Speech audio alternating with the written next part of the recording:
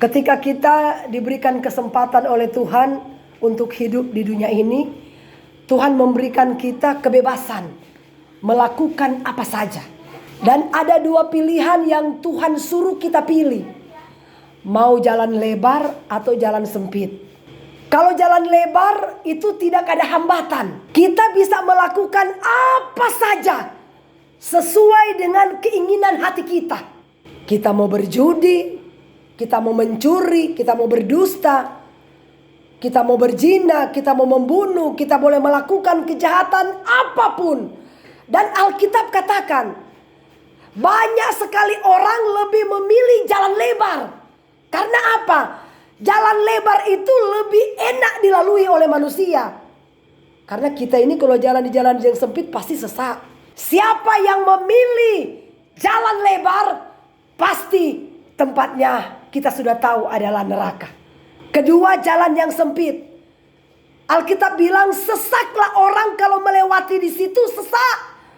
Artinya sesak, mau tekanan, penderitaan, kesengsaraan, kesakitan, masalah, problema apapun akan kita hadapi. Tapi ketika kita sabar, ya, sudah pasti sorga akan menjadi warisan saudara dan saya. Amin. Amin. Saudara, pilihlah jalan sempit. Tuhan memang kasih kita kebebasan selama kita masih ada di dunia, seperti Adam dan Hawa. Kalau mau pikir mereka itu sudah dekat dengan Tuhan, ada di taman yang begitu indah yang Tuhan tempatkan Adam dan Hawa. Tuhan katakan begini, kamu boleh makan semua yang ada di dalam taman ini, tapi ada satu pohon, itu letaknya di tengah-tengah. Jangan kamu makan. Itu adalah pohon pengetahuan yang baik dan yang jahat. Kalau engkau makan, engkau pasti akan mati. Kenapa pada waktu Adam dan Hawa mau memakan buah itu, kok Tuhan tidak datangin mereka? Jangan. Tetap aja mereka makan. Tapi Tuhan sudah kasih tahu, kalau kalian makan buah yang ada di tengah-tengah ini, itulah buah pengetahuan yang baik dan yang jahat, engkau pasti akan mati. Pada waktu mereka mau makan itu buah itu, Tuhan gak langsung pergi datangin mereka. Jangan, aku kan sudah larang kalian, jangan. Tuhan gak seperti itu. Dia kasih kebebasan. Mau makan kek, mau tidak kek, terserah. Yang pasti ketika engkau makan buah itu, engkau akan mati. Saudara, saya kasih tahu, setan itu licik, menyerupai ular. Sesungguhnya kalau kalian makan buah ini, kalian tidak akan mati, tapi kalian akan jadi sama seperti Tuhan. Nah, mereka makan. Benar, ternyata enak. Buktinya kita tidak mati. Yang Tuhan maksud mati di sini bukanlah mati secara lahiriah, tapi mati secara rohani. Ketika mereka makan, saat itu juga mereka telanjang. Amin. Ketika kita berbuat dosa, saudara, dosa tidak bisa kita sembunyikan di hadapan Allah, karena kita telanjang di mata Tuhan. Walaupun kita sembunyikan dosa kita, bertahun-tahun kita sembunyi, satu saat nanti Tuhan akan bukakan dosa itu. Karena kita telanjang di mata Tuhan. Tidak ada yang tersembunyi di hadapan Allah. Memang memilih jalan sempit itu susah, sakit. Adam dan Hawa, mereka itu diusir dari Taman Eden. Akhirnya Tuhan hukum mereka. Tadinya mereka hidup enak di Taman Eden. Setelah Tuhan usir, Tuhan bilang begini, kamu ular, aku kasih hukuman karena kamu telah menggoda manusia. Tadinya ular itu bisa berbicara, dan ular itu punya kaki. Tapi ketika dia dihukum oleh Tuhan, Tuhan buat ular itu berjalan dengan perut dan tidak berbicara lagi. Makanya kalau kita berbicara dengan ular, dia mengerti. Di gereja kan ada masuk ular berbisa ya. Dia sudah lama bertapa di atas loteng. Pas di loteng di kamar saya. Saya usir dia malah lari ke loteng. Setiap kali saya masak, dia keluar, dia mengintip saya. Saya bilang, ular jangan macam-macam.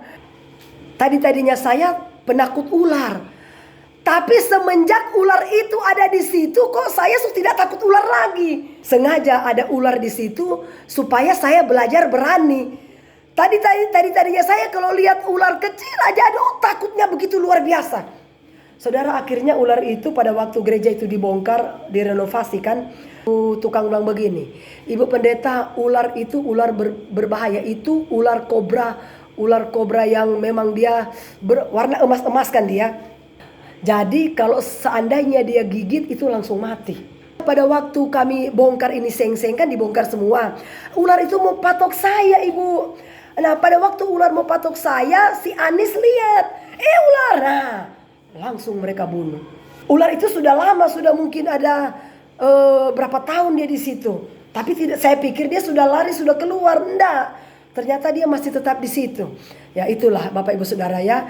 Jadi saya mau kasih tahu, ular itu dia bisa mendengar ketika kita berbicara. Seperti pada waktu dia berbicara menggoda Adam dan Hawa. Cuman ular itu dihukum oleh Tuhan. Tadinya kan dia punya kaki dan dia bisa berbicara. Karena pada waktu dia menggoda Adam dan Hawa, dia berbicara, sesungguhnya engkau tidak akan mati, tapi engkau akan menjadi seperti Allah. Nah, terus Tuhan hukum dia lagi. Dia bukan lagi berjalan pakai kaki, tapi pakai perut. Makanya dia berjalan pakai perut. Jadi kalau kita berbicara dengan ular, dia tahu, dia dengar, dia mengerti. Ya, tapi ular itu adalah merupakan lambang iblis, lambang setan. Ya, jadi kita harus tetap waspada berdoa, karena Alkitab katakan begini, seumur hidupmu ular, kamu dan manusia akan bermusuhan. Jadi manusia lihat ular, manusia petok, ular lihat manusia, pasti ular petok. Karena itu memang sudah jadi hukumnya Tuhan. Seumur hidupmu kamu akan bermusuhan dengan manusia. Itu hukuman Tuhan terhadap ular. Dan kamu manusia, karena kamu telah memakan buah ini, perempuan dia hukuman melahirkan dengan kesakitan, dan laki-laki bekerja keras membanting tulang cari nafkah untuk istri dan anak-anaknya. Ya, bekerja keras kata Alkitab. Nah, jadi seperti itu. Untuk itu mari tetaplah setia kepada Tuhan. Zaman sekarang saudara, jangan lagi main-main dengan Tuhan. Karena Alkitab bilang di akhir zaman ini orang tidak lagi memperdulikan agama. Kasih akan orang akan semakin dingin. Mereka akan saling menjelekkan, menjatuhkan. Itu kata Alkitab. Mereka akan semakin cinta akan uang. Firman Tuhan katakan, barang siapa lebih mencintai uang, dia pasti akan binasa. Lebih baik mari kita cari Tuhan sungguh-sungguh. Amin.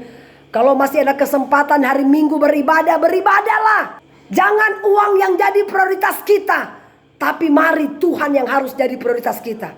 Supaya ketika Tuhan datang, jangan sampai Tuhan bilang, aku tidak kenal engkau. Tapi biarlah ketika Tuhan datang, kita semua dijemput. Amin. Yang pasti, jalan lebar atau jalan sempit. Kalau jalan lebar, ujung-ujungnya menuju ke neraka. Jalan sempit, ujung-ujungnya menuju ke sorga yang kekal. Amin.